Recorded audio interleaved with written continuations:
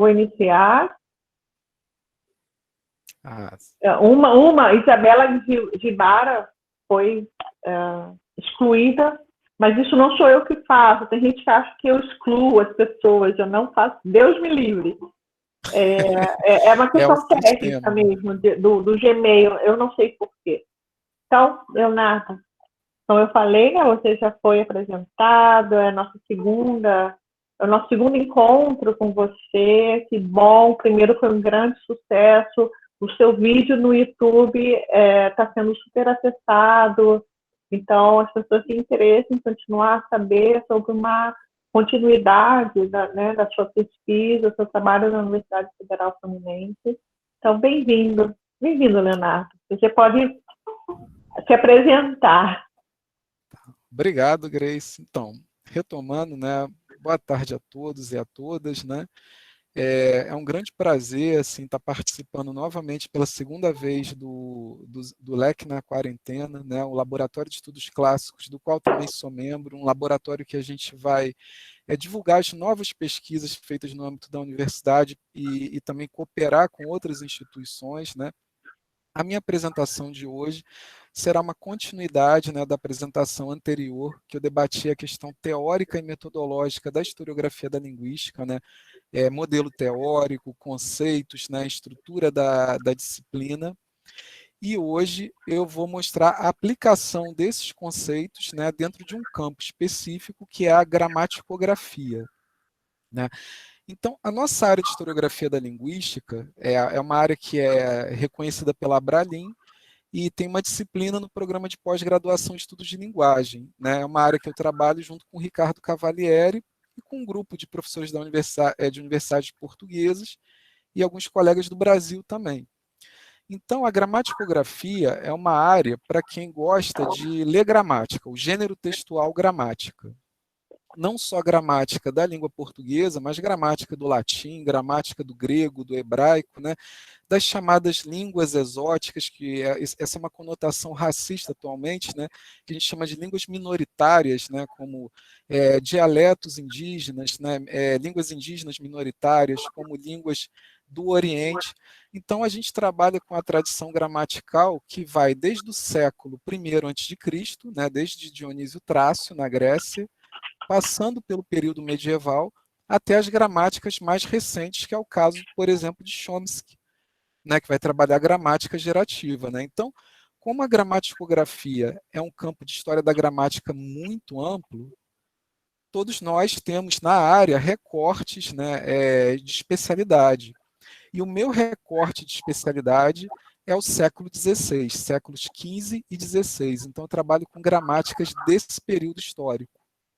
Para essa apresentação, eu vou trabalhar com um texto teórico, que é um artigo da revista Veredas, escrito por um professor que é o Rolf Kemmler, que é um professor alemão que atua na uma universidade portuguesa, que é a UTAD, né, do Alto Douro.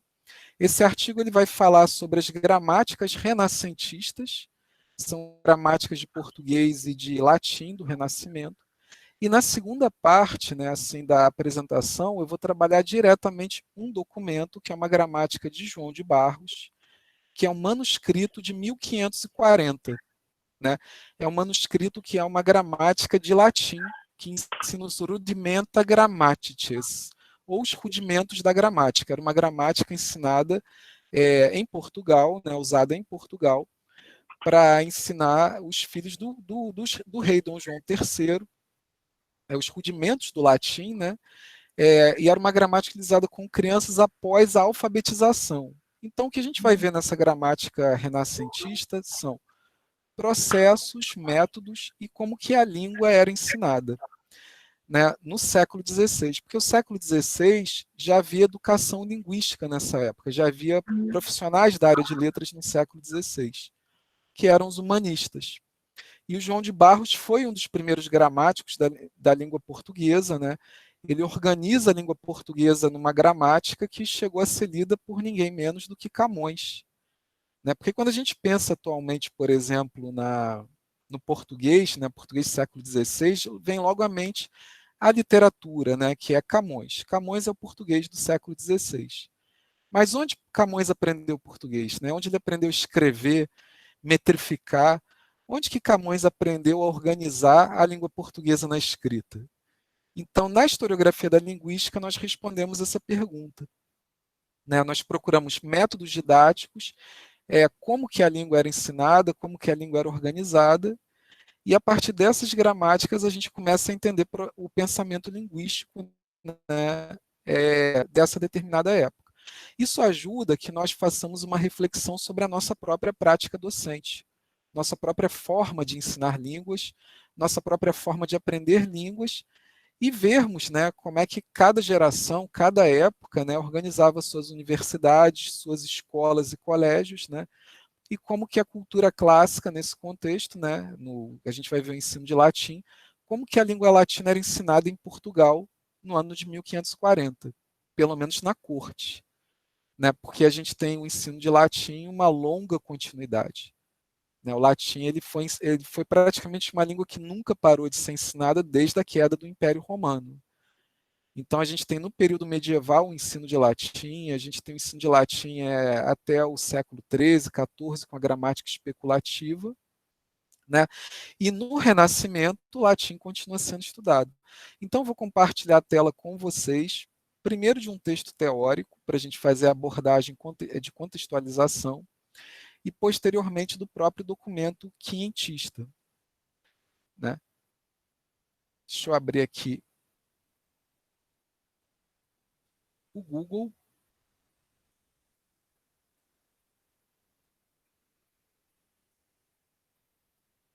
Né?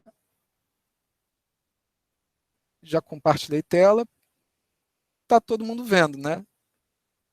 O artigo do Rolf Kemmler. Aqui a gente tem um artigo publicado no ano de 2013 na revista Veredas. Né? A revista Veredas é a revista da Associação Internacional de Lusitanistas, que é uma das principais revistas internacionais da área de lusitanística, de quem estuda a língua portuguesa, é uma associação europeia, né, que congrega pesquisadores da Espanha, França, Portugal, Alemanha e Brasil também. E essa revista foi publicado, esse artigo foi publicado na revista Veredas, número 19. A edição foi em Santiago de Compostela, porque a Associação Internacional de Lusitanistas organizou um congresso em Compostela. Né? E aí, esse artigo tem como título Para uma melhor compreensão da história da gramática em Portugal. Né? A gramaticografia portuguesa à luz da gramaticografia latino-portuguesa nos séculos XV a XIX.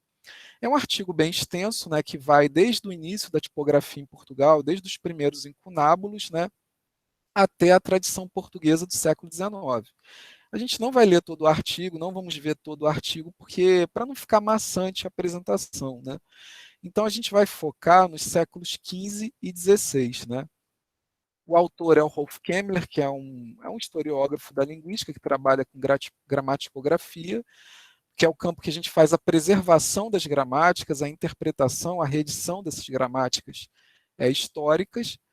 Ele é da Universidade de Trás-os-Montes e Alto Douro. Esse artigo vocês encontram facilmente na internet. Depois eu posso passar o link também para quem se interessar. Mas é um artigo de estabelecimento de corpos. É um artigo que vai determinar o cânon do que restou, né, de acervo de documentos dessas gramáticas entre o século XV até o ano de 1834 em Portugal. Né? Então, ele vai trabalhar a gramaticografia portuguesa, que é da língua vernácula, e a latino-portuguesa, que são gramáticas para o ensino da língua latina, né, nesse contexto historiográfico. Né? Então, a gente vai pular um pouquinho, né, tem um abstract do artigo.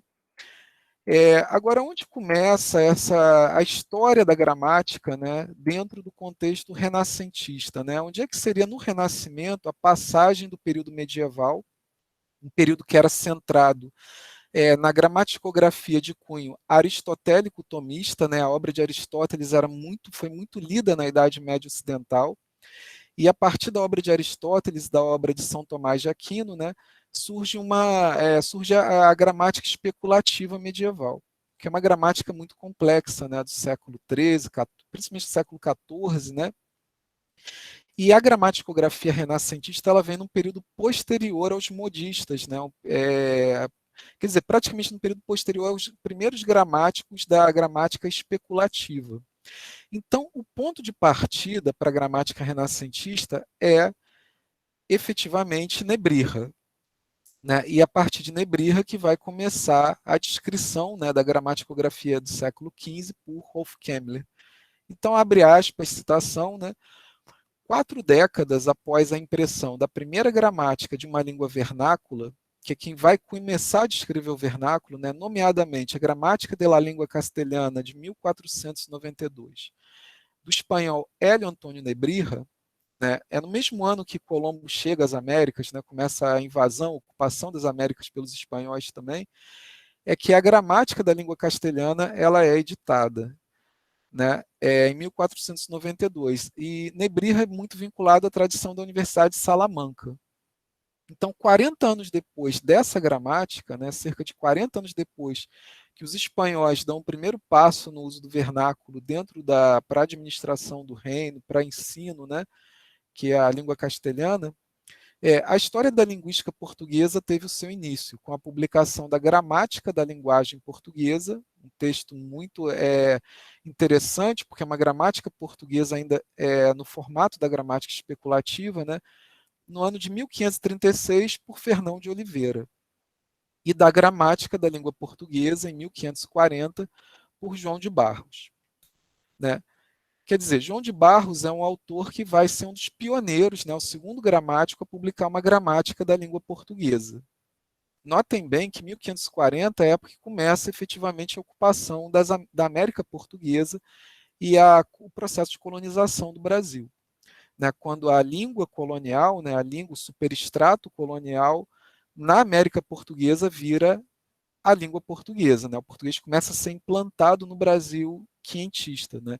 A partir do governo geral, que é cerca de 8 anos depois da gramática de João de Barros. Então, esses eram os manuais provavelmente usados na educação colonial, né, dos colégios missionários do século XVI, né? Provavelmente João de Barros era o mais utilizado, né? Então, esse é um momento em que a língua portuguesa começa a ser implantada também no Brasil. E aí diz, né, Rolf Kemmler, no entanto, é de constatar que a divulgação de gramáticas em vernáculo cabia somente um papel secundário em toda a Europa renascentista, né?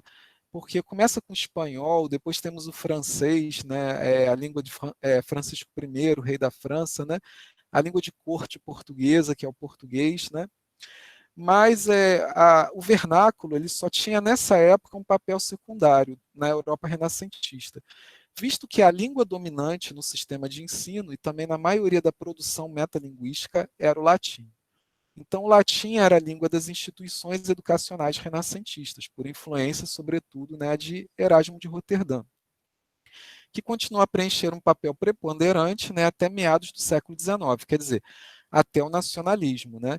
Então, do período renascentista até o surgimento do Estado-nação e dos nacionalismos europeus, a língua latina ocupava uma centralidade na educação formal, né, na educação acadêmica, institucional, universitária, né, nesse longo percurso, né, que o Rolf Kemmler vai descrever. Ele vai falar de alguns outros autores que já se dedicaram ao tema, né, como, por exemplo, Carlos Assunção, né, vai falar do próprio trabalho dele, né, que são trabalhos que vão se debruçar sobre as gramáticas utilizadas entre o século XVI e o XIX. Né? E aí, graças aos trabalhos desses historiógrafos da linguística, um número cada vez maior de artigos científicos publicados em livros de atas, miscelâneas e revistas científicas, dispomos de uma compreensão cada vez maior do desenvolvimento dos primeiros séculos da gramaticografia portuguesa. A gramaticografia no Brasil acompanhava a gramaticografia portuguesa até meados do século XIX. Né? Então, quando a gente fala de estudos gramaticais no Brasil, história da gramática no Brasil, a gente tem que pensar em uma perspectiva euro-brasileira ou luso-brasileira. Né? Então, esse campo é a gramaticografia histórica. Né? Vou pular um pouco, né? para a gente já ir ao que interessa exatamente nesse artigo para essa apresentação, né, são as gramáticas, né, os manuais de português do século XVI, antes da gente ver os manuais latinos, né? Então, no século XVI, em Portugal, são registrados, né, 4 obras com descrição da língua portuguesa, né? São 2 gramáticas, né, e 2 obras de ortografia que tratam especificamente no século XVI da linguagem ou da língua portuguesa, né? Fernão de Oliveira, em 1536, João de Barros, em 1540, o Pero de Magalhães de Gândavo, que em 1574 escreveu uma ortografia da língua portuguesa, e o Duarte Nunes de Leão, né, que escreveu também uma ortografia da língua portuguesa, que são obras que nós temos até hoje, né, digitalizadas, o acervo já está digitalizado assim, já houve pesquisas para, além de encontrar os documentos nas bibliotecas de Portugal, mas também digitalizar, tornar acessível, né? Então, na Biblioteca Nacional Portuguesa, no site da Biblioteca Nacional de Portugal, vocês encontram essas obras, né? Que estão efetivamente em Portugal. No Brasil, tem a cartilha de João de Barros, que está na Biblioteca Nacional, né? Exclusividade, né, do acervo brasileiro, né? E aí, no artigo de Rolf Kemmler, ele vai falar do século XVII, XVIII e XIX, né? Então, a gente vai pular esses séculos, né? O XVII, né? Outras gramáticas de língua portuguesa, né? Que ele descreve. Século XVIII, já uma explosão de gramáticas, né? Assim, já muitas são editadas no século XVIII, né? E há muitos documentos, muitos compêndios, tratados, né, artes gramaticais de português, né, porque é uma época, né, do Marquês de Pombal que o ensino jesuítico entra em declínio e o ensino de latim também declina, começa a declinar na época do iluminismo, né? O iluminismo vai defender muito as línguas nacionais, né? O início do nacionalismo do século, que vai vigorar no século XIX, né? Então, no século XVIII, a tradição gramatical é bem extensa, né? São muitos autores, obras didáticas, né? Algo que vai se reafirmar ainda no século XIX, né? Porque o que a gente vai buscar agora no artigo, né? Aqui nós temos obras do século XIX, o que nós vamos buscar no artigo agora é a tradição latino-portuguesa, né? Vai ser a tradição que a gente vai usar para ler uma gramática do João de Barros, né? Que ela foi escrita em latim, né? Vejam bem que as listas, né, de gramáticas, a lista de gramática ela é bem extensa, né, no século XIX também. Século XIX, o Brasil, né, a partir de 1824, o Brasil estava independente, né, mas ainda se valia das gramáticas portuguesas. O português de Portugal ainda era o português considerado a única língua portuguesa, né? O idioma nacional só se firma no Brasil praticamente em meados do século XIX, né? Mas aí a gente vai voltar aqui no artigo para a parte 3, né, que fala sobre a tradição gramatical latino-portuguesa impressa. Quer dizer, o Rolf Kemmler não vai falar dessa gramática que a gente vai ver, porque ele não vai falar dos manuscritos. Porque na Idade Média e no início do Renascimento, né, a circulação de conhecimento se dava a partir principalmente da utilização de manuscritos, da tradição manuscrita. Então, a tradição tipográfica ela é uma tradição que começa no século XVI e ela se estende, né, até a gente chegar na tradição atual, que é a tradição virtual, que é a tradição digital, né? Então, a tradição impressa de Portugal é uma tradição que ela começa, né, ela já foi estudada por muitos historiógrafos da linguística, né, como Telmo Verdelho, outros historiadores, né, como Américo Ramalho, que descreveram a história da Universidade de Coimbra, né? Então, a gente tem uma tradição impressa que começa no século XV. Então, as primeiras gramáticas latinas em Portugal começam com alguns incunábulos. Incunábulos eram livros impressos, né, em tipografia, mas com formato de manuscritos medievais. Então, dessa tradição sobraram 3 obras, todas as três datadas do ano de 1497. Né? Todas vinculadas à tradição de Juan de Pastrana, né? Pastrana, que era um gramático muito famoso, conhecido, né? Prestigiado no século XV. Foram editadas essas obras por Pedro Rombo. E aí a gente tem o título, né? Grammatica Pastranae, Gramática de Pastrana, Sive Tractatus Intitulatus, ou Tratado Intitulado Thesaurus Pauperum, Sive Speculum Puerorum, editum a Magistro Johanne de Pastrana. Interessante, né, se a gente para ver que isso é um nome medieval para gramática, né? Gramática era chamada na época, né, no 1497, a gente tem Thesaurus Pauperum, tesouro dos pobres, Sive Speculum Puerorum, ou espelho dos meninos, né? Tesauros, essa ideia do tesouro, né, porque os manuscritos, né, os livros faziam parte do tesouro real no século XV. Né, o espelho dos meninos, porque a gramática seria o primeiro passo à construção de uma identidade, né, educada, né, formada, ou de um adulto. Né. É interessante que o latim, na época, era muito vinculado à educação que era pensada no modelo aristotélico de educação, né, que foi a educação de Alexandre Magno, né, Alexandre o Grande. Né. E aí o editor da gramática foi, né, editado, né, pelo mestre João de Pastrana. Essa gramática ela é bem interessante, né, ela tem a descrição da língua latina com as anotações de como o professor deve dar a aula, né, e a gramática é totalmente escrita em língua latina. Né. A outra é a Materiarum Editio ex Baculum Checorum, edição de matérias gramaticais a partir do Báculo Checorum, a partir do cajado dos cegos, porque a gramática ensinava a andar. Por Pedro Rombo, bacharel, bacalário in artibus, bacharel em artes, bacharel em letras, né, em artes liberais. Breve ter collecta, coligida brevemente. É o mesmo livro, é bem parecido com o anterior, era um pequeno manual para o professor da aula de latim no ano de 1497. Outra é de Antônio Martins, né, que era feito para a universidade que ainda era em Lisboa, né, não havia universidade em Coimbra ainda, e é o mesmo tema das anteriores, era um livro para os professores ensinarem como preceptores, ensinarem latim, né, em 1497. Né.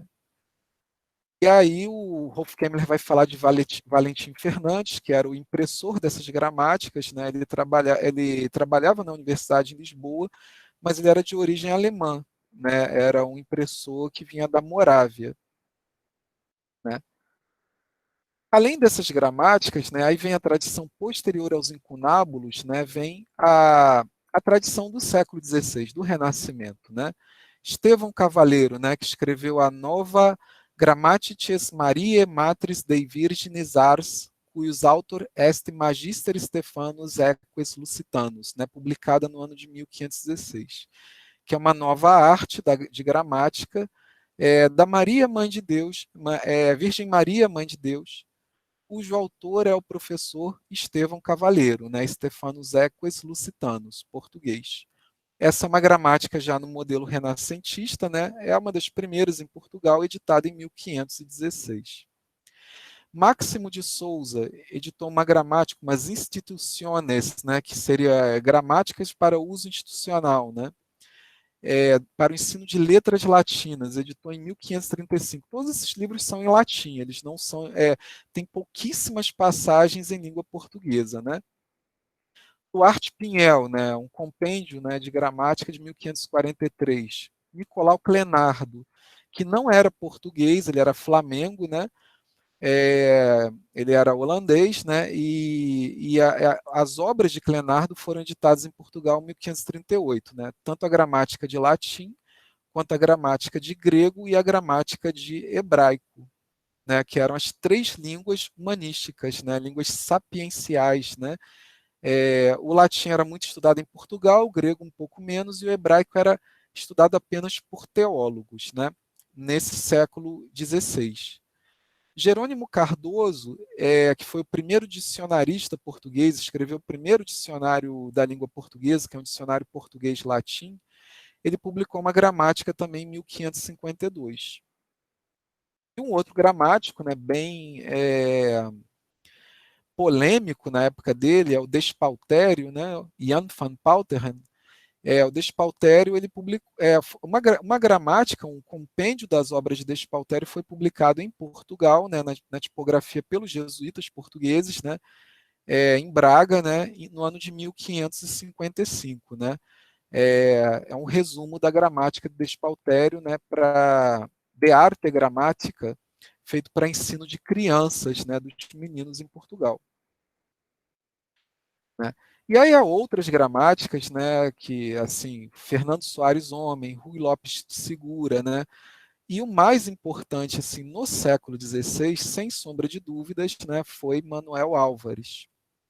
Manuel Álvares, um jesuíta, né, português, que publicou De Institutione Grammatica Libri 3, né, uma gramática publicada em 1572, que ela foi editada mais de 500 vezes, né, ela foi utilizada do século XVI até praticamente o século XVIII e XIX. Chegou a tal ponto, essa gramática foi espalhada em todo o globo, foi lida por tantos contextos diferentes, em tantos colégios, em tantos reinos, né, em tantos impérios, do século XVI ao XVIII, que o Marquês de Pombal, né, na época, quando há ruptura com os jesuítas, o Marquês de Pombal proíbe o uso da gramática de Manuel Álvares no Brasil. Essa foi a grande gramática no Brasil usada no século XVII, XVIII, né? E praticamente até o XIX ela continua sendo usada, né?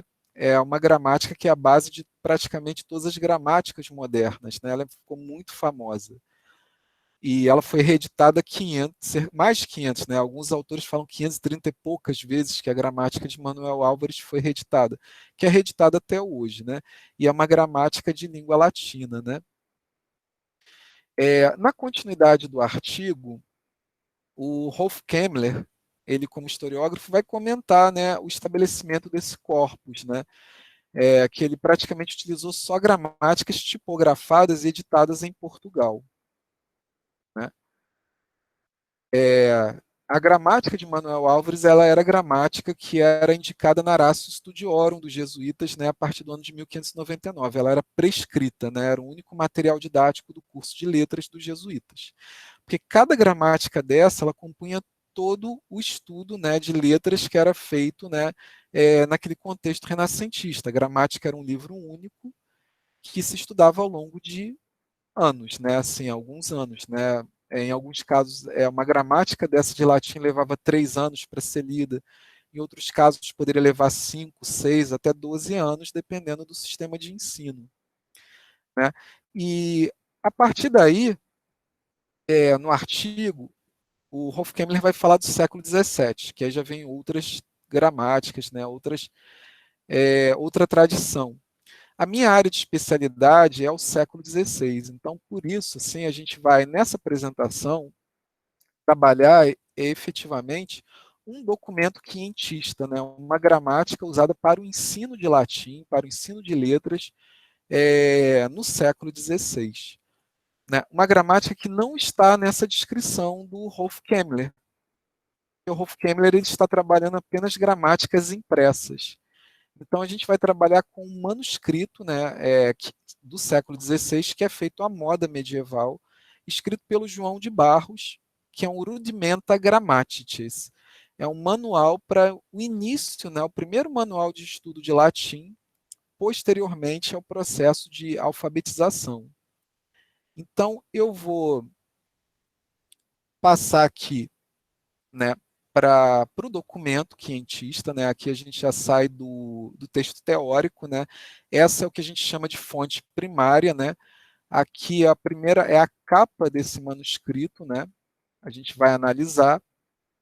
Né? Isso aqui é um manuscrito quientista, isso foi pintado à mão no século XVI. Não ficou até a época atual nesse estado, né? Devemos muito, para conhecer esse manuscrito, devemos muito ao trabalho de restauro, né? Feito pela Fundação Calouste Gulbenkian, né, que restaurou o manuscrito, né, custeou o restauro, a restauração do manuscrito, e também a Biblioteca Nacional de Portugal, que digitalizou depois de restaurado e disponibiliza o manuscrito, né. Esse é um manuscrito do ano de cerca, né, de 1540. Né? Ele é um manuscrito que não é datado, né? E assim a gente data a partir de informações desse texto, né? E aqui a gente tem a primeira página, né? Que vem com o termo latino gramática, né? A gente tem uma alegoria, isso é bem típico, né? Assim, de textos de cunho medieval. É uma gramática que abre com uma alegoria, uma imagem alegórica, né? Então, a gente tem a alegoria da gramática. A gramática ela é personificada como uma mulher, como uma arte. Né? A gramática é um substantivo feminino em latim. Né? E a gente tem a gramática sentada em um trono. Significa que a gramática é uma arte real. Né? É uma arte aristocrática. Ela segura o cetro e tem uma coroa. São os símbolos, né, da realeza desde a época romana, desde a época dos etruscos. O cetro e a coroa vão indicar que a gramática ela era uma arte aristocrática, né? A gramática latina. E a gente tem uma inovação nessa alegoria, nessa imagem, que a gramática ela segura um livro. Né?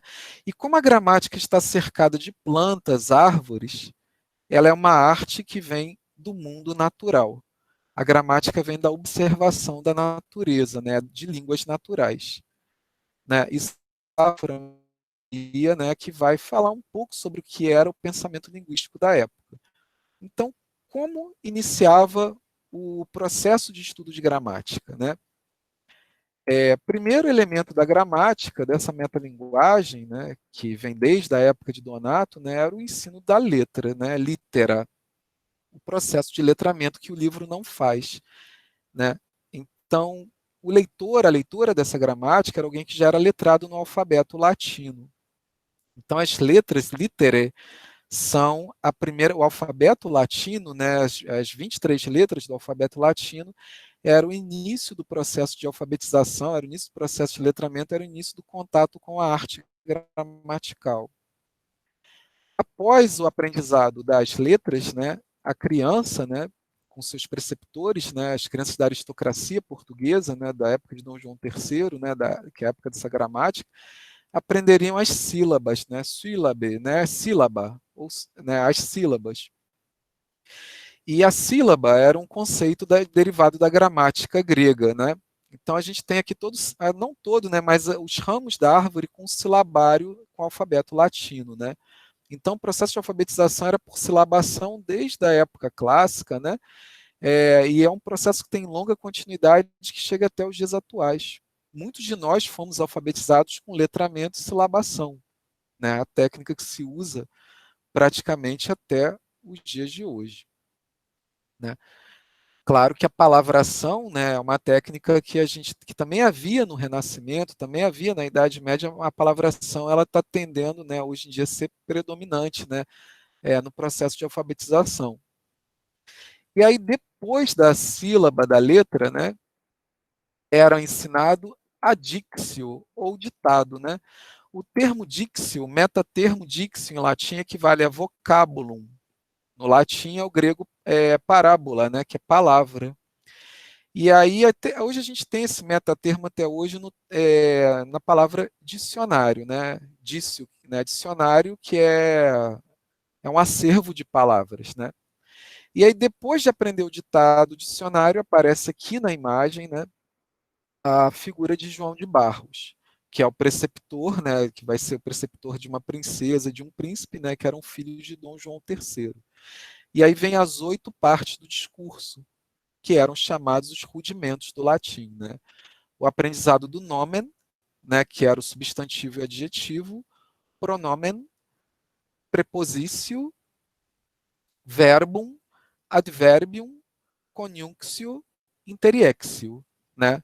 Nome, pronome, preposição, verbo, advérbio, conjunção e interjeição. São as chamadas 8 partes do discurso, né, que eram estudados, né, desde o modelo de Donato. Então, o que vai mostrar nessa gramática de João de Barros? Como o latim era ensinado e qual era a sequência, a razão dos estudos, a ordem dos estudos, né? Ratio studiorum, né? Deratione studi, né? A ordem dos estudos feitos nessa época, né? Então, essas classes gramaticais, essas partes do discurso, nome, verbo, advérbio, pronome, preposição, interjeição e conjunção, eram estudados, né, em latim, né, para leitura e para escrita, né, da língua latina e para análise morfológica, né? Morfologia é um termo posterior, é um termo do século XIX, praticamente, né?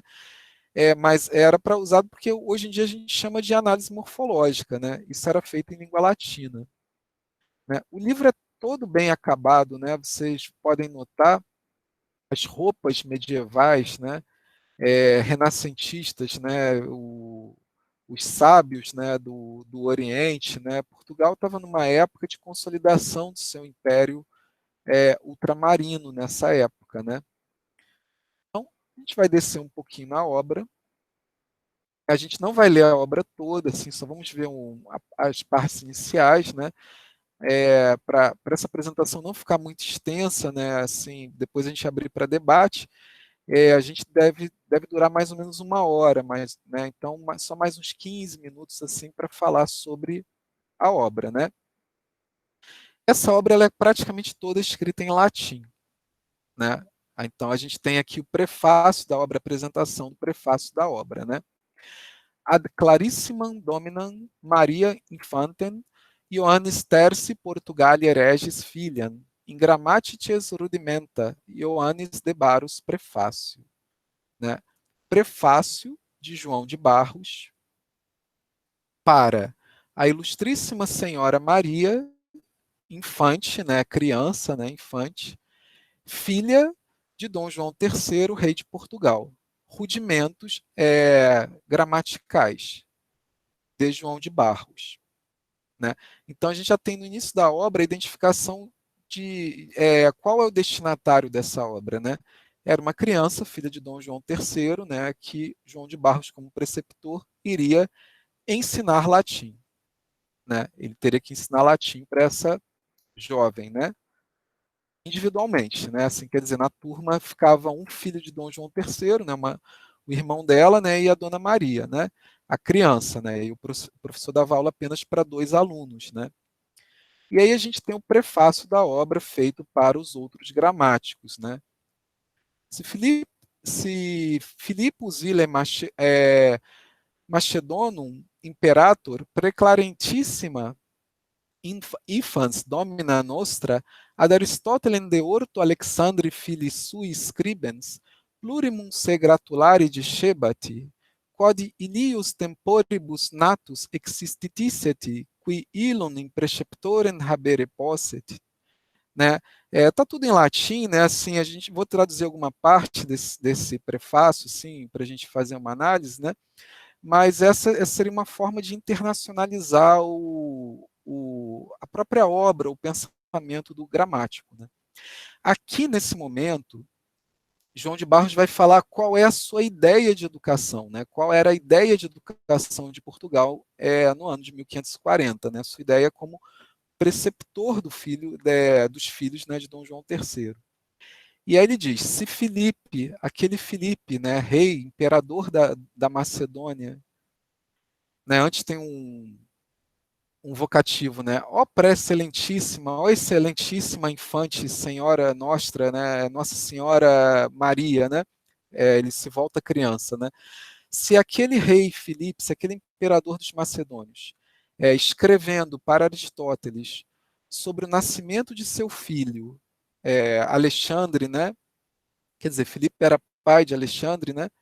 Se dizia felicitar-se muito pelo fato de que nasceu o nascimento daquele Alexandre, né? Foi na mesma época em que estava vivo Aristóteles, né? Que poderia ser preceptor, né?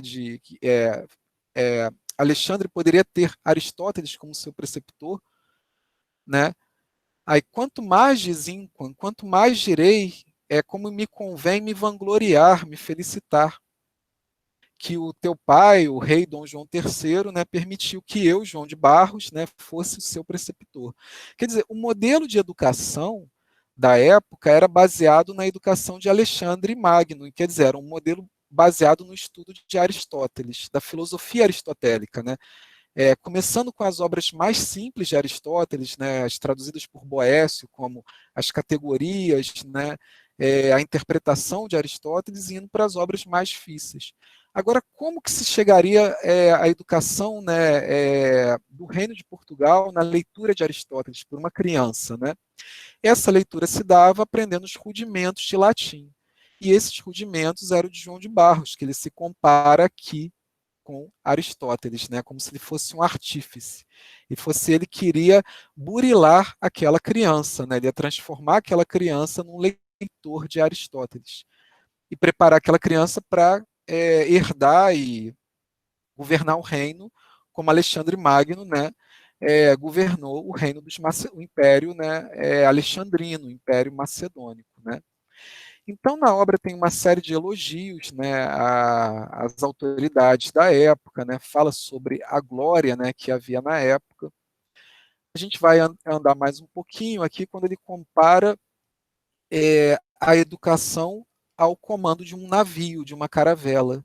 É interessante, né, que o educador, naquele momento do Renascimento em Portugal, o educador era visto era uma figura tão importante, né, quanto o piloto de uma armada, que seria um militar, né, um almirante, né, que comandava as esquadras portuguesas, né? Então, a educação humanística ela seria uma obrigação do Estado português, né, tão grande quanto as navegações. É isso que João de Barros vai defender em seu discurso, né? E ele agradece, né, pela escolha para ser o preceptor daquela criança, né?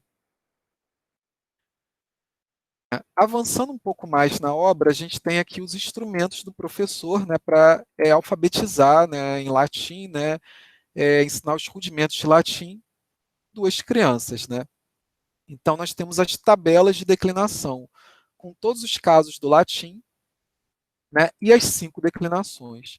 Isso era o aspecto lúdico da educação humanística, né. A criança deveria memorizar as terminações das declinações, né. Depois dessa memorização, que era feito como um jogo, né, a memorização, e esse era o aparelho do professor, né, o instrumento do professor ensinar as declinações. Né. Toda a estética, né, vinculada ao mundo da criança, né, ao mundo religioso também e ao mundo das navegações, que eram o centro, né, da cultura portuguesa na época. Então a gente tem aqui todas as 5 declinações do latim, né? E aqui vem um guia para o professor e para a criança, né, com uma mão desenhada, para apontar cada um dos casos latinos, né, e apontar as terminações em latim para a criança memorizar e o professor ensinar a criança a memorizar as declinações em latim utilizando a mão, né? É uma espécie de cola também, né, assim, para a criança queria aprender latim. Aí vem os casos, né? Tá tudo abreviado, porque é como na educação medieval se abreviava muito, a abreviatura era muito usada, né? Então, ablativo, vocativo, acusativo, dativo, né? Genitivo, né? Aqui só da primeira declinação, né? Aqui, infelizmente, no manto do professor tem 2 versos, né, de Virgílio, né, mas está um pouquinho apagado, né? Tem uma edição crítica, né, que comenta, né, sobre isso tirado um disco elegíaco, né? Quer dizer, isso não é da obra de Virgílio, a crítica é da obra de Ovídio. E aqui vem a obra propriamente dita, né? A obra apresentava as declinações abreviadas para uso didático do professor como se fossem tabelas, tabuadas, né? E aí vem as terminações do latim, né? O professor perguntava, né? Números singulares, vocábulo, número singular da primeira declinação. A criança tinha que falar nominativo a, genitivo ai, ou né? Dativo, acusativo, vocativo, ablativo, né? Aqui tem toda a sequência didática, né, da sequência de conteúdos ensinados. E praticamente isso não sofreu alteração ao longo dos séculos, né?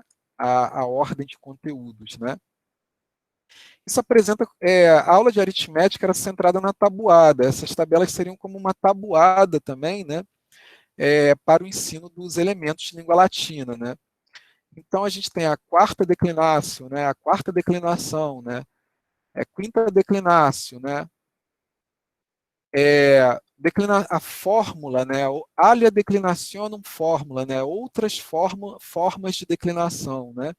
Então, para você memorizar como fórmulas, né? Até hoje a gente usa o termo fórmula no ensino, por exemplo, de ciências exatas, né?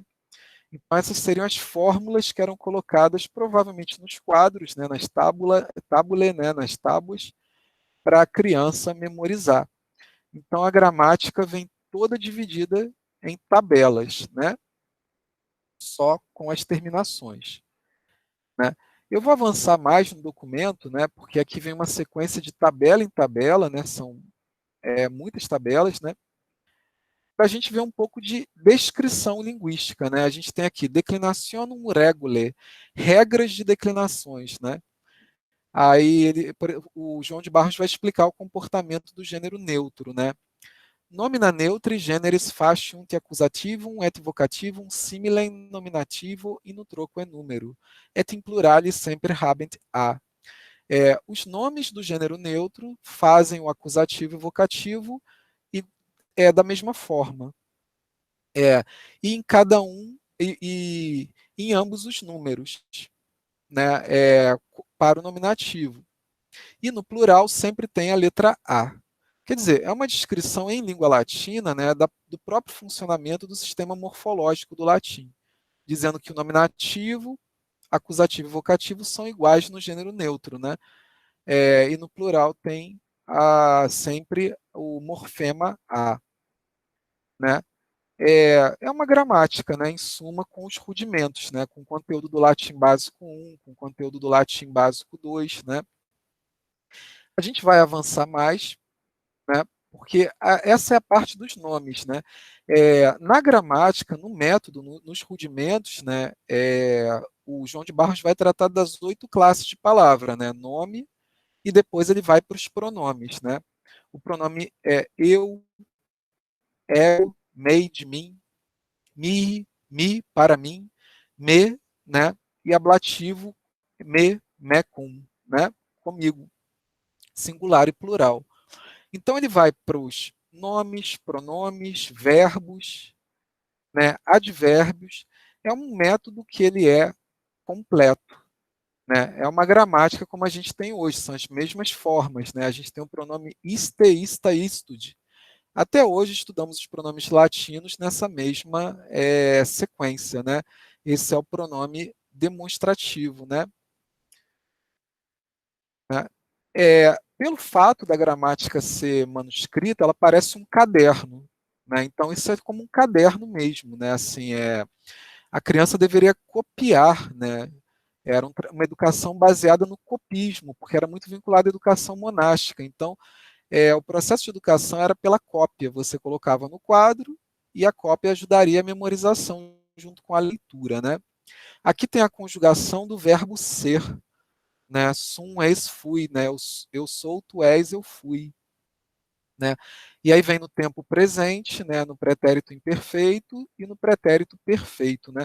A divisão de tempos e modos, né? Modo indicativo, tempo do presente, pretérito, imperfeito e perfeito, é uma divisão que a gente praticamente usa, né? Na nossa metalinguagem até hoje na NGB. Vem os tempos futuros do verbo auxiliar, do verbo ser, né? Em latim, né? Ero, eris, erit, né? E aí, como era um livro feito para criança, né, tinha que ter ilustrações, né? E aí vem a parte da ilustração. Sempre vinculado à árvore, né? O conhecimento sempre era vinculado à árvore, à natureza, né? Porque o conhecimento frutificava, né? Isso era uma alegoria vinculada ao período renascentista medieval. E a gente tem ali o tempo, né? Uma metáfora do tempo. Tempus omnia ferti, o tempo traz todas as coisas. Et longum omnia mutat. E ao longo do tempo todas as coisas mudam, né? O tempo muda todas as coisas. ao longo do tempo. E aí vem a noção de futuro, a noção de presente, a noção de passado, né? Tudo colocado dentro de uma alegoria de uma árvore, né? Que era vinculada ao mundo natural. É como se isso viesse do pensamento, né? Da fala natural, né? E aí vem a conjugação dos verbos, né, divididas em 4 conjugações no latim, 3, né, em algumas gramáticas, em outras 4, né, e a conjugação do verbo, por exemplo, amo, amas, amat, amamos, amates, amant, né, que é o presente do indicativo, né, do verbo amar em todas as suas 6 pessoas, né, que são utilizadas também em português, né. Sempre indicativo, imperativo, e eles tinham o optativo, né, que a gente não tem mais em português, e o subjuntivo. Né. O optativo, a gente tem o futuro do pretérito que traduz o tempo optativo, né, o modo optativo. Né.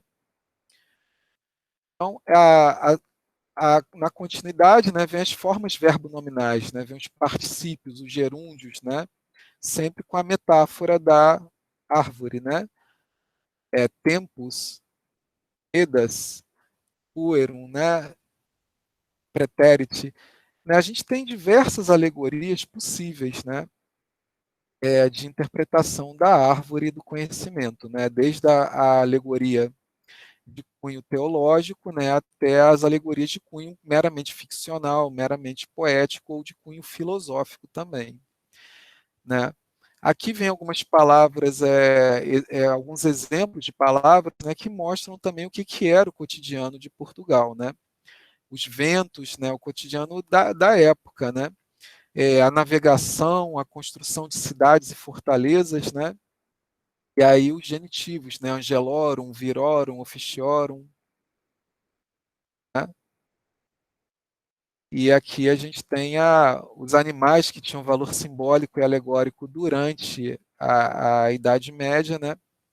E alguns casos, né, de exceções na gramática latina que eram apresentados no material.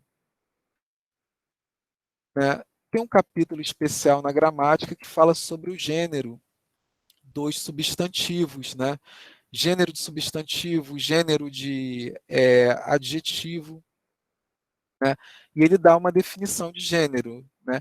Genus personificatum aut terminationem cognoscitur, et significatum terminationem praecedit, né? O gênero, pelo significado ou terminação, é conhecido, né? Se conhece o gênero de um substantivo pelo significado ou pela terminação. Et significatum terminationem praecedit, e o gênero precede, né, o significado e a terminação, né? A análise de gênero, né? Então ele vai dar um exemplo de alguns gêneros de substantivos em latim, né? Por exemplo, gênero masculino, feminino e neutro, né? Adjetivos sobre uma ou duas ou três terminações, né? Que é o adjetivo triforme, né? Vai dizer que esse adjetivo pode ter 3 gêneros, né? É uma descrição gramatical do latim que a gente até os dias de hoje praticamente usa, né? Regras especiais, né, que são nomes anômalos, nomes que substantivos que não seguem o padrão da língua latina, né? Nomes irregulares, né? A gente vai ficar no capítulo de nomes, né? Acho que não vai dar para a gente ver, por exemplo, verbos, conectivos, quando fala de orações subordinadas, né? De orações que não a construção oracional sintática da língua latina, né? A gente vai ficar praticamente no capítulo de nomes, né? Para que não seja muito cansativo, para nós não nos alongarmos muito, né? Então aqui a gente tem assim uma síntese, né? Rudimenta, né? São rudimentos, elementos, é o primeiro contato com a língua latina, posteriormente a alfabetização, que João de Barros escreve um material didático, né, para os filhos de Dom João III. Né? Esse era o material didático utilizado em 1540, que é mais ou menos a época, né, do início do processo de colonização do Brasil. Esse material não foi usado no Brasil, porque ele era destinado apenas à corte e ele não era impresso, né, o caderno foi feito à mão. era um manuscrito, então a circulação era bem restrita, né? Mas no Brasil, outras obras de João de Barros provavelmente foram utilizadas, né? A gramática de português e a cartilha para alfabetização, que é um outro texto, né, que já era impresso. Né? Então, para a educação indígena, para a missionária, para a educação dos próprios colonizadores, dos colonos, as crianças, né? A alfabetização também dos escravos, né, que fazia parte do processo missionário, né, no século XVI, a obra de João de Barros provavelmente ela foi utilizada no Brasil. Essa obra não, essa era restrita. Né? Para o ensino de latim é muito mais difícil a gente descobrir o que foi usado no Brasil do século XVI e essa pesquisa ainda está em curso. Né? Então, gente, para não me alongar muito, são 4 horas, né? Sim, quase uma hora de apresentação. Eu vou abrir agora para debate, né? Passar novamente a palavra a Grace. Né? Vou tirar aqui o compartilhamento de tela. Né? E, basicamente, a minha apresentação de hoje, né, que é a continuidade da anterior, é essa. Né? Agradeço, Grace, novamente pela oportunidade. Leonardo, tal apresentação, tão erudita, na verdade, né? Eu acho que todo mundo está aqui assim com uma boca, oh, uau, por tamanho erudição e por nos aclarar, né? Por fazer claro para a gente de onde a gente tira essa metodologia de ensino da língua portuguesa, inclusive, né? Você sabe que eu acompanho aqui o chat, eu sou a secretária desse meeting, e, sim, boa parte das questões tratam do ensino da língua portuguesa, né? Porque, assim, vamos falar a verdade, o ensino do latim no nosso país, obviamente, está presente em várias instituições para a formação dos professores de língua portuguesa. Então, assim, esse ponto de partida que você nos apresentou de maneira linda, primeiramente, né? Porque as imagens são bonitas. Não só assim o que você fala, mas é belíssimo você olhar aquele manuscrito e com uma letra e com as imagens. Belíssimo isso. Mas o que a gente incorpora, né? A metodologia. E para alguns dos nossos professores aqui, a metodologia, e assim, muitos parabéns para você, pela apresentação, mais uma vez, de grande sucesso, de profundidade. Você é um excelente pesquisador, Leonardo. Eu falo do meu colega, tá, pessoal? Tenho orgulho de tê-lo como meu colega, como meu parceiro, que realmente, assim, trabalha, tá? Ele trabalha no nível de pós-graduação, então quem quiser ser orientado pelo Leonardo, eu super recomendo, em especial para essa área, né, de ensino, área de ensino, né, Leonardo? Eu não sei se você pode falar um pouquinho mais sobre a sua atuação na pós-graduação, mas em relação à apresentação de hoje, realmente, assim, fundamenta para a gente que caminho a gente segue, que caminho nos foi ensinado, né? E também o que a gente pode mudar. Porque para a gente que tem uma certa concentração e olhos para ver, fica tudo muito claro. Mas a gente vive num mundo, né, Leonardo? A gente vive num mundo que é maior que nós. E como você, levantando essas questões, né, que foram apresentadas aqui no chat, como você pensa essa questão, que eu até acabei respondendo a uma questão que foi levantada aqui sobre a influência desse tipo de metodologia no ensino da língua portuguesa, que, vamos falar a verdade, é lindo, mas que não funciona tanto mais, né? Acho que até na universidade a gente está tendo que repensar a nossa forma de apresentar todas essas formulações gramaticais. O que você teria a dizer sobre isso? E, assim, da minha parte, Leonardo, Meus parabéns, porque a sua apresentação é sempre excelente, é sempre profunda, é sempre esclarecedora, clara, você fala claramente, você tentou evitar, você até tentou evitar ir um pouco mais fundo, mas olha, uma delícia de seguir. A gente está muito feliz. Olha, Grace, muito obrigado, hein? Olha, eu fiquei muito feliz assim com esse Muito feedback, bom.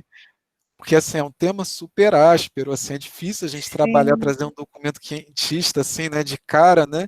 Então assim tentei fazer ao máximo, ser o mais didático possível, assim, esclarecer os tópicos, assim, evitar cair naquela parte assim mais de debate, assim, olha, essa época assim, tinha essa característica diferente da nossa, assim, eu tentei evitar assim, a comparação que eu vou falar, então, agora, assim, no campo do debate, né? Eu não pude acompanhar o chat, né, enquanto apresenta, eu não vi as perguntas do chat.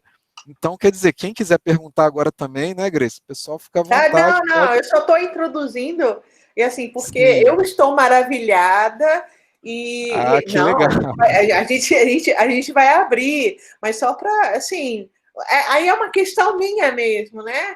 Você que Sim. trouxe, né, essa metodologia, assim, da época, e que a gente ainda copia, isso que está sendo dito, assim, a gente ainda copia essa Sim. metodologia gramatical, né, de ensino de língua. O que você tem a dizer, você que se aprofundou nisso? Então, a nossa disciplina na historiografia da linguística, na pós, é uma disciplina que ela trabalha diversos campos assim da história da linguística, assim, especialidades, né? E tem o ramo que eu sigo, que eu trabalho assim atualmente, que tem a pesquisa vinculada, é a história da gramática. Né? Então, o objetivo da história da gramática é a gente entender assim, os processos, né, assim, de construção da gramática, da tradição gramatical, e até chegar na nossa época, porque grande parte dos pesquisadores de história da gramática são gramáticos. Então, a gente chega até a época das gramáticas atuais, as gramáticas que são debatidas atualmente. Por exemplo, como é que a gramática é debatida no funcionalismo, na perspectiva do funcionalismo, do gerativismo, né? O que é a gramática tradicional? Porque a gente debate diversas tradições. Então, o que a gente nota, né, assim, na historiografia, na história da gramática, é justamente aquela questão de ver o que a gente poderia considerar atualmente como inovação ou falsa inovação. A gente tenta ver justamente assim o que pode parecer soar como inovação, mas na verdade não é inovação, é uma prática que a gente faz de longa continuidade. Né? Eu acho, por exemplo, que da gramática do século XVI até hoje, que isso é mais antigo até, né? Vem da época medieval, vem da época de Aristóteles, sobretudo de Platão, são os conceitos de nome e verbos, né, que seria substantivo e verbo, né? Isso são conceitos de longuíssima data que a gente não tem como abandonar esses conceitos, né? Porque a gente tem assim, por exemplo, verbo, né? Como é que a gente faria para criar outra categoria para substituir verbo? Então, nós temos categorias que foram criadas, a metalinguagem que foi criada lá no período medieval, passou para o Renascimento, e a gente usa até hoje, são sistemas vinculados à nossa organização da escrita, a gente não consegue alterar. O que a gente altera são abordagens, práticas de ensino, né? Mas a gente não consegue abandonar, por exemplo, as classes gramaticais. A gente consegue modificar, mas a gente não consegue abandonar completamente. É como se aquela linha de continuidade, por exemplo, a gente tem assim continuidades que têm mais de 2, 3 mil anos. Por exemplo, uso de vogais, né? Os gregos, né, a gente não sabe quem, mas algum grego resolveu criar vogais no sistema de escrita. A gente não imagina ter um sistema de escrita que não use vogais. Então, o português tem vogais, o inglês tem vogais, o latim tem vogais, mas algum grego que se perdeu na história do tempo criou o sistema de vogais. Antes do grego, a gente não tem nenhuma língua que registre vogais. Então, quer dizer, a gente consegue Graças a Deus. Eles criaram isso para gente. É um legado que... E a gente acha isso tão natural, né? A gente usa, aprende, né? Coloca na nossa escrita, mas alguém criou. Né? Imagina se a gente abre mão, né? Um bom presente de grego, com certeza. Né? O que estão dizendo aqui, graças a Zeus, eles conseguiram configurar os sons vocálicos, né? Isso é uma revolução, na verdade. Sim, isso foi um salto intelectual que acredito que nem toda a linguística moderna consiga fazer uma inovação como essa, né? Qual linguista vai conseguir criar algo que seja usado universalmente, né? Então, quer dizer, e a gente não sabe sequer o nome, né? Não sabe nem a data de quem criou, se foi. Né, a gente tem aquela ideia que o alfabeto grego foi criado em Tebas, etc. e tal, mas isso é mitologia, né? Algum grego sentou ali e resolveu alterar o Aleph para virar o Alfa. Isso, alguém do grupo dos escribas decidiu que, calma aí, gente, a gente fala dessa maneira, vamos representar isso melhor, né? Ele vai, cria o alfa e acabou. A gente tem o alfa até hoje, o ômega, ômicron, a gente tem essas letras em todas as línguas modernas, né? Quer dizer, a gente tem muito que aprender com os antigos ainda nas ciências da linguagem. Isso que é uma coisa interessante. A gente vê, porque assim, dá uma ideia muito de falsa inovação, né? Que, por exemplo, tudo está sendo criado agora, né? Saussure criou a linguística, etc. Mas quantos gregos já conheciam, né, por exemplo, toda essa gramática que a gente trabalhou, ela é de base aristotélica, né? Ela era uma imitação assim da educação que Aristóteles deu, né, historicamente a Alexandre Magno, né? Então a gente encontra lá nas categorias de Aristóteles, né, na categoria aí, né, nós encontramos já muita coisa assim para definição do que a gente tem de substantivo, de substância, né? São definições, é difícil a gente pensar como que o Ocidente abriria a mão do conceito de substância, o conceito filosófico aristotélico, né?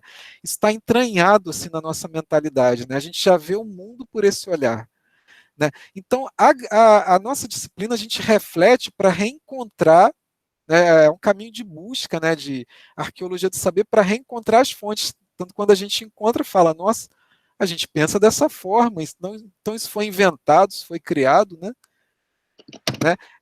É uma coisa assim bem instigante, né? Porque a gente encontra justamente falsas inovações, né? Quer dizer, não tão falsas, né? Por exemplo, o gerativismo, né? Chomsky vai separar a sintagma nominal e verbal. Nossa, Aristóteles já fazia, não que Chomsky vai dizer que ele é fundador, né, de certos pensamentos, né? Nós todos somos, enquanto cientistas, herdeiros da tradição clássica, né? A historiografia vem para valorizar, né, tentar valorizar justamente esses documentos, esses estudos, né, que nos levam à cultura clássica novamente, língua latina e língua grega, né? É uma nova perspectiva assim de um antigo tema. Então, acho que é mais ou menos por esse caminho, Grace, assim, que a gente organiza a disciplina. Por isso que a gente traz esses manuais mais antigos, né? Uma segunda pergunta que você fez, bem interessante, que é assim, o que serve para hoje em dia, né, assim, atualmente? Então a gente entra numa dialética, né, bem assim complexa, né, que a historiografia da linguística a gente tem que trabalhar com duas forças, a conservação e o progresso. Algumas coisas são conservadas. A gente vai conservar o quê? Documentos. A gente vai conservar a leitura desses documentos, a gente vai conservar a ideia de língua latina, e outras coisas têm que ter progresso, elas têm que ser alteradas na história. Então é um movimento duplo. Conservacionista em um aspecto e progressista em outro aspecto. Algo é preservado, algo é conservado. Por exemplo, a ideia de universidade.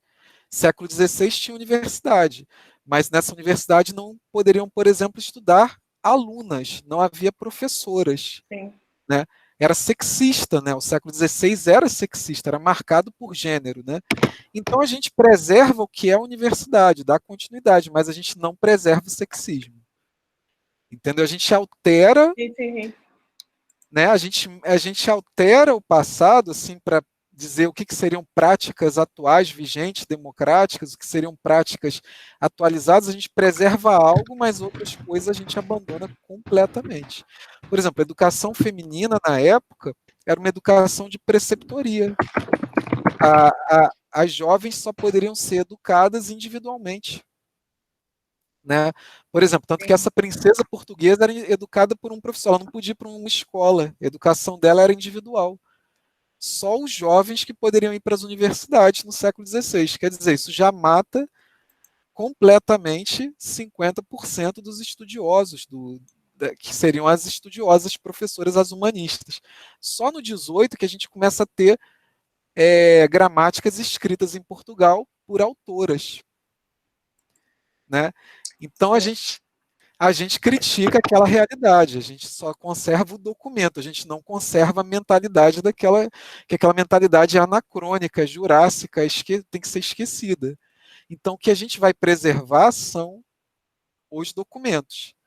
O pensamento da época, só o pensamento científico, não o comportamento da época, né? Naquela época, para vocês terem uma ideia, o preceptor podia aplicar castigos físicos nos alunos, né?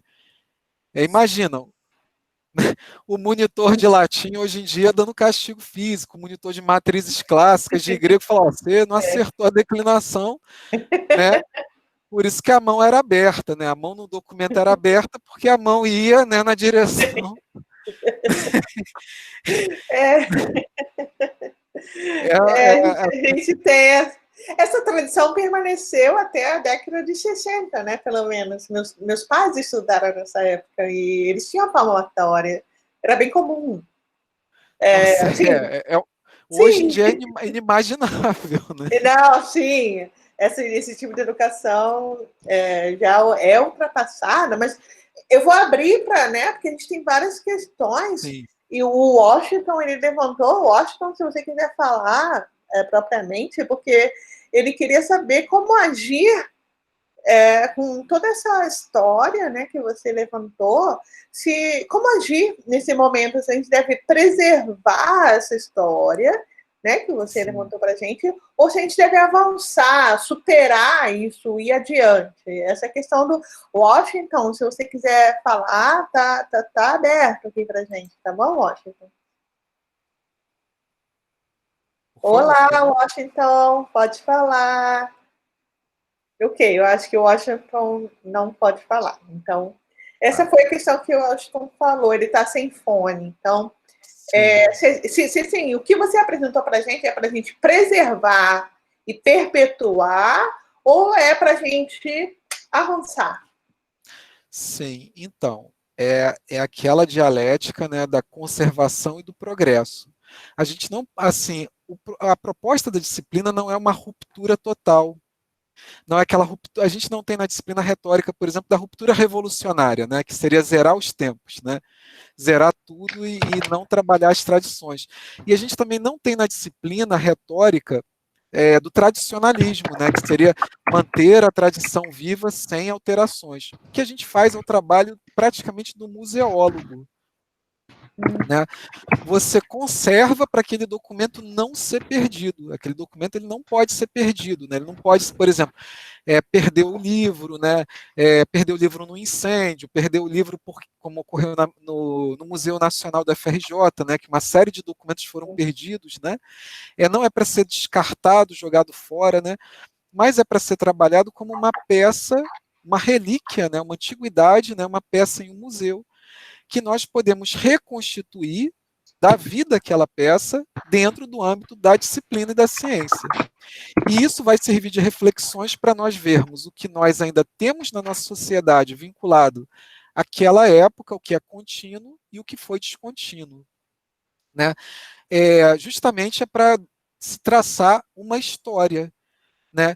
Que a nossa, por exemplo, a nossa formação em letras, que a ciência, ela surgiu a partir de uma história e que nós fazemos história também. Enquanto nós desenvolvemos nossas carreiras, enquanto nós publicamos, nós não somos assim, por exemplo, todos que são da área de letras, todos nós que somos da área de letras, nós fazemos parte da história das nossas instituições. Então, o que a gente procura manter é a continuidade da ciência, a continuidade da universidade, não a preservação da universidade estática, fechada, modelada, não. A universidade ela vai se transformar, mas ela nunca vai deixar de existir. Então, realmente, a disciplina tem uma retórica de que você tem que ter um uso contínuo, um ensino contínuo, uma ciência contínua. E nada, né, pode tudo que venha contra a ciência, que venha para a descontinuidade da ciência, aí a gente tem uma retórica, né, argumentativa contrária às descontinuidades, às rupturas. Então, a disciplina não fala de revolução científica. A gente não fala, por exemplo, de ruptura. A gente fala de uma longa continuidade da ciência. A ciência sempre se aprimorando para atender a sociedade, né? Principalmente a democracia. É o mundo que a gente está, exatamente o mundo que a gente está. Então, é como se a gente trabalhasse uma peça de museu. A gente não está trazendo o faraó egípcio para governar o Brasil. Não é isso. Aham. É a metáfora que a gente faz. É Né? ótima. Não é para a gente ter, né, assim, a gente vê governantes, né, que têm a mentalidade tão reacionária, às vezes não é voltar no tempo, né, trazer o museu de volta à vida, mas é manter o museu ali como memória. E cada vez que a gente tem uma inovação científica, uma inovação social, essa inovação vai para o museu. A gente já teve uma educação sexista, já tivemos universidades racistas no século XVI, que tinham um exame de sangue para ingresso. Então, essas coisas têm que ficar indo para o museu. O que a gente quer manter é a ciência. Né? Isso é o intuito da disciplina. Olha, você merece palmas. Essa sua última fala foi totalmente atual. Perfeito, perfeito. E, obrigado. não, maravilhoso. Essa apresentação foi maravilhosa, né? Com profundidade, não foi superficial em nenhum momento, né? O Renato, oi Renato, você tem uma pergunta, então é meu papel abrir, né? Meu papel abrir, né? Eu não sei se está dando eco agora. Está dando eco? Dá para ouvir? Dá sim. Dá para te ouvir? Minha voz está dando eco para vocês? Ah, ok. Não, tá tranquilo. Okay. Boa tarde, professor. Oi, Renato. Boa tarde. Lendo a gramática de Donato e também algumas outras gramáticas contemporâneas a essa época, a gente pode notar que os gramáticos utilizam o termo arte gramatical. E a gramática que o senhor apresentou, ela vai tratar sobre o termo rudimentos gramaticais. Eu queria saber em que momento da história, ou até mesmo nos seus estudos, houve essa ruptura de termo, porque se há uma tal ruptura, eu acho que há também um novo conceito, uma nova acepção desse tema da gramática. Então, em que momento houve essa mudança de arte para rudimentos? Sim, ótimo, interessante a pergunta, Renato. Né? Assim, os rudimenta eram considerados inicialmente livros para tirar a rudeza, né? Rudis, né? O adjetivo rude, né? Então era justamente o que ia tirar aquele aspecto do que eles chamavam de bárbaros, né? Que era o que não sabia o grego, não sabia o latim, né? E aí teria contato ao rudimenta, que seria o primeiro livro, o primeiro texto. Né? E a ARS são documentos mais completos. A ARS é o estudo da arte gramatical integralmente. Né? E o que o João de Barros vai fazer é que ele vai chamar de arte praticamente a sua gramática de língua portuguesa. Né? A gramática de latim é como se fosse um esboço. O rudimento é como se fosse elementa, né? São os cadernos iniciais para se aprender a arte gramatical. Né? Tá tendo um pouquinho de eco. Então, mas você está conseguindo me ouvir, né? Agora era o microfone do Renato, né? Então, a arte gramatical, a ars, né, é um termo grego, né, que em Roma, né, a gente vai ter a tradução do termo grego terne, né, que é a terne, que tem um sentido básico de ciência. Então, a arte gramatical teria que ser um livro mais completo, que não é o caso de Donato. Donato ele faz o Rudimenta, que é uma apostila. Então, rudimenta tem esse sentido, isso provavelmente termo renascentista, porque os rudimenta são o primeiro livro didático. Né? Agora, Donato, ele não chama de rudimenta, né? Ele chama de ars. Então, isso é uma passagem da Idade Média para o Renascimento, assim, no uso do termo. Eu não encontrei até agora nenhuma gramática medieval com a nomenclatura rudimenta. Se eu encontrar, aí realmente essa linha de raciocínio tem que mudar. Mas até agora, todas as gramáticas medievais são geralmente artes. E as gramáticas renascentistas que são abreviadas são os rudimenta, que são os métodos feitos principalmente para crianças. Então, esse é um livro didático assim, para a educação básica da época. Porque a gramática ela teria que ter exemplos clássicos, ela teria que chegar até a métrica, teria que ir para a sintaxe, teria que ir para construções, né? Teria que passar pelos autores clássicos e chegar no capítulo de métrica. Aí seria uma ars gramática renascentista, que é o caso Nebrija, por exemplo. Né? Espero ter respondido e te ajudar nas futuras pesquisas. Me ajudou sim, professor. Muito obrigado. Tá? Eu que agradeço a pergunta.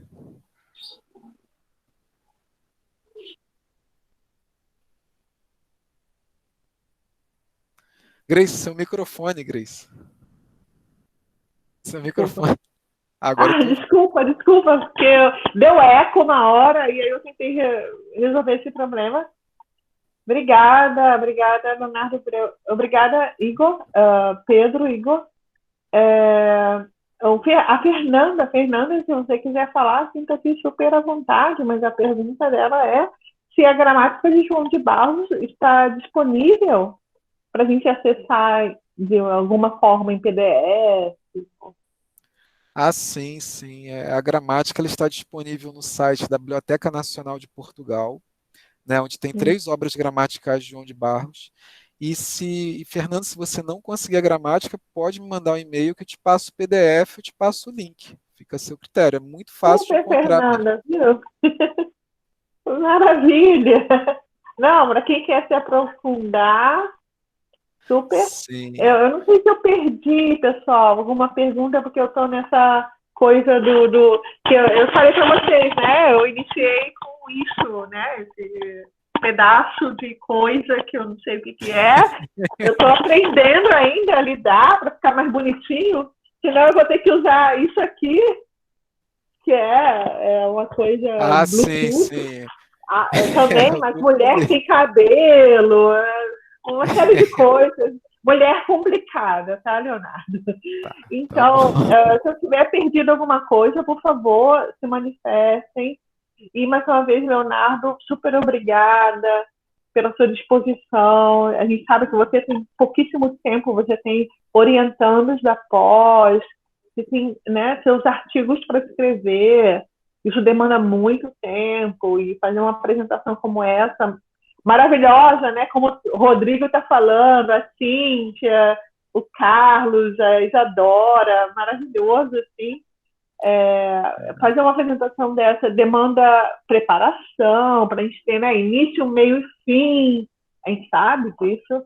E, pessoal, apesar da gente assim, não estar com um período regular na universidade, a gente tem a sensação de que a demanda cresceu muito, né, Leonardo? Porque a gente está produzindo muito intelectualmente, então, assim, são pareceres que a gente tem que dar, artigos para serem publicados, então a gente está lendo muito mais, né? Eu não sei o que você tem a dizer a isso, mas eu tenho a sensação que a gente está trabalhando bastante, né, Leonardo? Sim, não, com certeza. A administração da universidade ela não para, é uma administração complexa, né? Assim, com muitas reuniões, muitas comissões, colegiados, né? As atividades de pesquisa não pararam, de extensão também, que é um projeto de extensão, que é o LEC UF na quarentena, né? Isso, a gente não para. Sim, 24 horas por dia. Agora a universidade está no ar, está online, né? Pois é. Quem perde, a gente disponibiliza aqui no YouTube, todo mundo tem um endereço, né? É super acessível e com pesquisas de qualidade. Leonardo, mais uma vez, eu fico super agradecida. Tem que divulgar, de forma excepcional. Amanhã a gente tem de novo um LEC UF na quarentena, que é um LEC UF com vida na quarentena. Então, a gente convidou um colega nosso de fora. A gente tem convidados que são convidados nacionais, convidados, né, de universidades do Brasil, mas também, assim, isso, a Covid-19 afetou todos os países, né? A Cambridge, por exemplo, cancelou todas as suas aulas até 2021. Então, todo o trabalho está sendo feito via online. E nós acabamos por convidar também, né, o professor Giuseppe Pezzini, da Universidade de St. Andrews, que ele vai falar amanhã sobre comédia, né? Finalmente, eu fui a primeira, e fantástico, eu fui a primeira a introduzir esse assunto, né? Mas de forma bastante lúdica. E ele vai falar sobre Terêncio e o realismo em Terêncio amanhã. A gente vai mandar o handout traduzido para a língua portuguesa.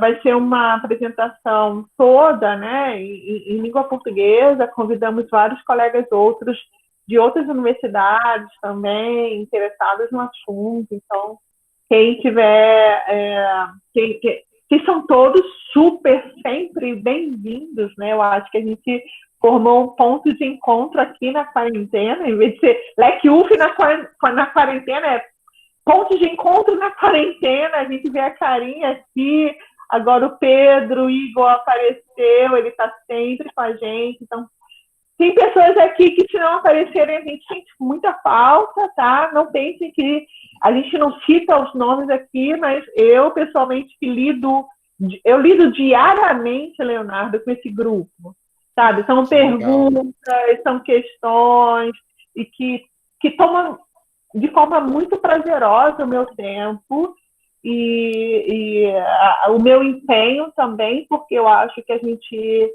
recebe um salário da universidade, e esse salário é para a gente se empenhar para entregar o serviço para o público, eu acho, né? Todo o empenho que o Estado faz em nós é para a gente servir ao público. Eu acho que o serviço público é isso, né? Ter prazer no que faz. E, Leonardo, nas 2 vezes que você apresentou seu trabalho aqui, a gente vê que você ama o que faz, você se dedica ao que faz. É lindo. E assim, eu convido quem quiser fazer mestrado, doutorado em latim, com o Leonardo, acho que está em mãos de quem se dedica ao que faz. Isso é belo. É belo ter um orientador que ama o que faz, e eu fico muito honrada de tê-lo como meu colega. Obrigada, Leonardo. Obrigada a todos. Leonardo, alguém mais quer falar alguma coisa? Eu não encontrei mais nenhuma pergunta aqui, eu não quero falhar nesse sentido, né? Sim, as pessoas adorando os encontros. Então, eu não vi nenhuma pergunta. Que lindo, Pedro. Obrigada, Pedro. Lindo, lindo.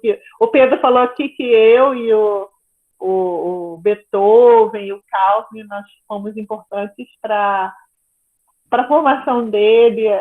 Olha, Pedro, a gente nem tem muita noção, as coisas vêm como consequência, né?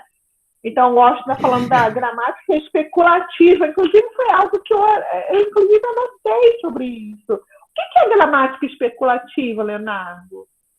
Então, a gramática especulativa, né, esse é o período histórico medieval, né, assim, é um período histórico que no GT da Ampol nós temos um colega que trabalha especificamente em latim, que é o Alessandro Beccari, da Unesp.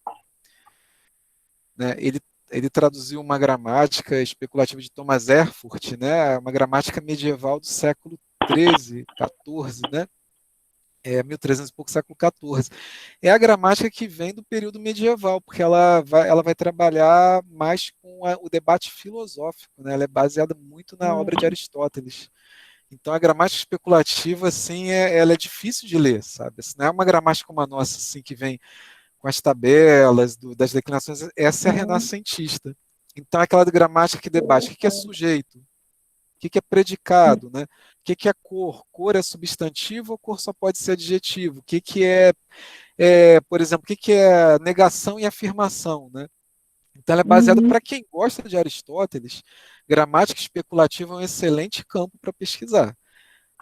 Interessante. Agora, eu não sou especialista nessa tradição. Conheço, já li alguns textos assim, mas é bem interessante também. Para quem gosta de gramática, também são ótimas leituras. Tem o livro do Beccari. Quem quiser entrar em contato comigo, eu passo o contato dele, que ele editou pela Universidade Federal do Paraná, né, editou uma tradução de uma gramática medieval, que é essa tradição especulativa. Né? Isso para quem gosta de música medieval também, para quem gosta assim, de sociedade medieval, conhecer a gramática da época é bem interessante. Eu não me arrisco muito, né? Eu trabalho mais com o Renascimento, século XVI até o início do XVII. E aí há outros especialistas, que são do XIX, do XX, né? Aí fica assim, mas quem quiser saber mais da área, pode me enviar um e-mail, entrar em contato, né, que eu divulgo, passo os contatos de outros professores também desse campo. Leonardo, o seu e-mail é leonardokautner@it.uf.br, né? Bem simples. É isso mesmo, Leonardo Kautner é o do IDUF, né? O id.uf.br. id.uf.br, @id.uf.br. Está aqui no nosso chat. Quem tiver questões e mais dúvidas, podem entrar em contato tranquilamente. Eu queria fazer um pedido, assim, vou me despedir, Leonardo, assim, em nome de todos, eu agradeço muito a sua explanação, foi muito clara, foi muito didática, inclusive de um tema bastante árido. Eu queria fazer um pedido, quem puder, assim, eu tenho a gente consegue ver algumas pessoas aqui no chat, quem puder ligar o vídeo, eu vou fazer uma foto. Eu, como host, eu acho bonitinho, eu acho super legal e vou postar lá a gente tem Facebook, né, do Leque. Quem puder abrir, assim, não precisa pode passar um batom, isso, tem gente de máscara, perfeito. Então, quem quiser entrar, entra para eu fazer uma foto. Isso, que esses encontros têm sido muito importantes, Leonardo, todos nós. Sim, com certeza. O Felipe entrou, super legal. O Pedro já estava aqui. O Georgiane, desde o princípio. O Carlos Alberto pediu para esperar um pouquinho, e que ele deve pentear o cabelo, não sei. Mas é super legal. Aline, obrigada. Muito bacana isso. Eu acho bonito, né? Porque é a nossa experiência de quarentena, né? É assim que a gente se encontra. E olha, Leonardo, a quarentena a gente tem que observar os aspectos mais positivos, né?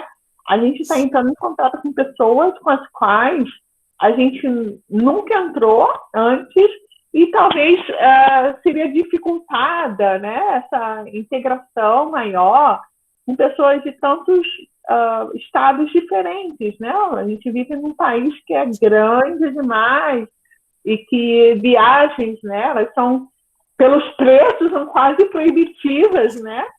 Sim, exatamente. Não, né? Às vezes viagens a gente que é do sul para ir para o Nordeste, nossa, o preço é como ir para Miami, não sei. É mais caro até do que sair do país às vezes. Isso, né? Então, assim, a gente está se integrando mais. Estou muito feliz por isso. Deixa eu ver, está todo mundo aqui. Carlos Alberto, a gente está te esperando. Isso, cara, ok. Então, eu vou fazer uma foto bem bacana da gente e a gente vai publicar. Tirei. Bravo. Legal. Calma aí, que apareceu mais alguém. A Viviane apareceu agora para mim, que aparece para cada pessoa diferente. Super legal. Acho que é tempo de comemorar a gente ter o acesso a tão profundo conhecimento. Obrigada, Leonardo.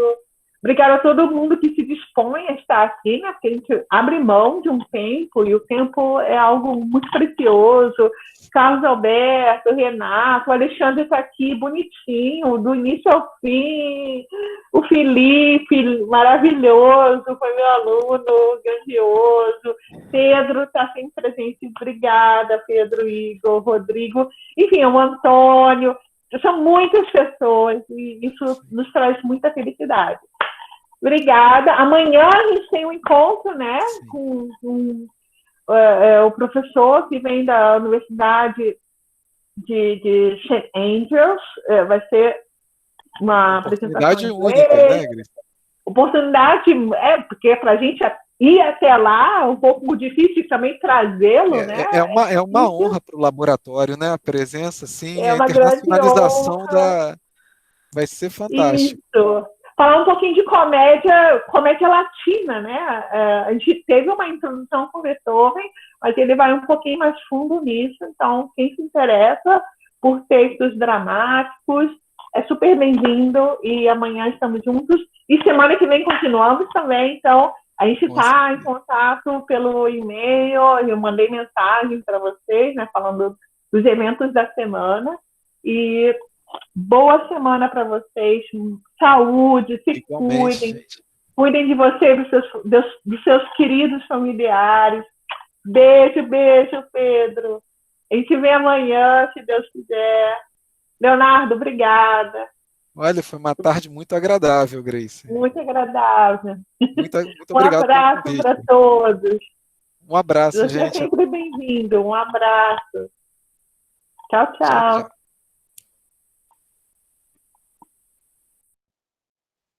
Até amanhã, Felipe.